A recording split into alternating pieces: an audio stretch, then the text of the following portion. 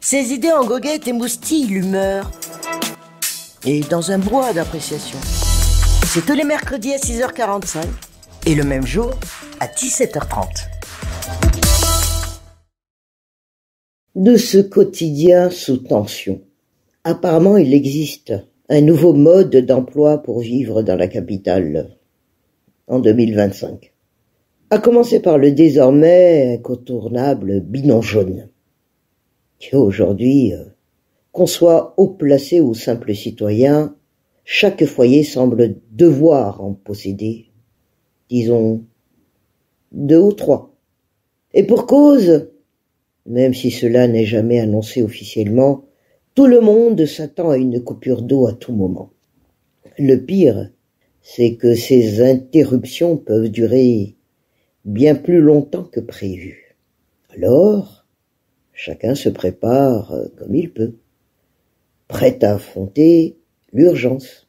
Et malheureusement, Patrice, la compagnie nationale chargée de l'approvisionnement en eau semble quant à elle la cour d'arguments. Entre vétusteté des infrastructures et les conséquences du dérèglement climatique, les responsables peinent à fournir des explications convaincantes. Tandis que les usagers, eux, n'en peuvent plus. Un autre fléau, tout aussi pénible. Cela concerne l'électricité. Les coupures intempestives sont devenues monnaie courante. Désormais, chacun s'équipe de kits de fortune, comme les powerbanks, les panneaux solaires ou autres systèmes D.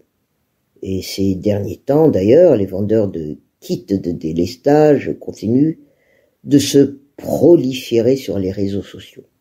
Travailleurs indépendants, freelance, grandes entreprises, tout compte fait, personne n'est épargné. Enfin, presque.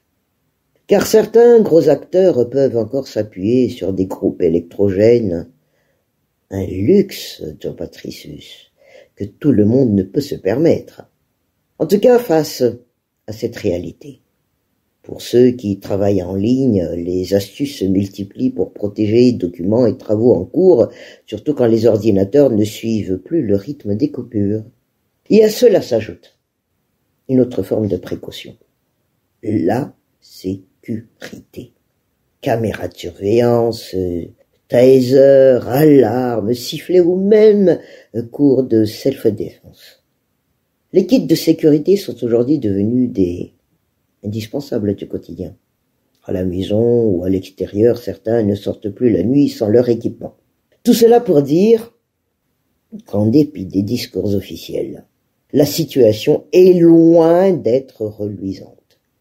Et pourtant, il faut le reconnaître, Patrice, il y a dans la résilience des Malagasy quelque chose qui force le respect. Malgré tout, chacun continue de vaquer calmement ses occupations quotidiennes. Et jusqu'à quand? Eh oui, nul ne le sait. Ce qui est certain, c'est qu'il ne faudrait pas trop abuser de cette patience collective. Car s'il n'est pas encore trop tard pour agir, il serait imprudent de croire que cela peut durer éternellement. Tout peut encore s'améliorer, certes, à condition quand même de ne pas trop... Oui, vous avez compris. On ne sait jamais, Patrice. Ses idées en goguette émoustillent l'humeur. Et dans un brouhaha d'appréciation. C'est tous les mercredis à 6h45 et le même jour à 17h30.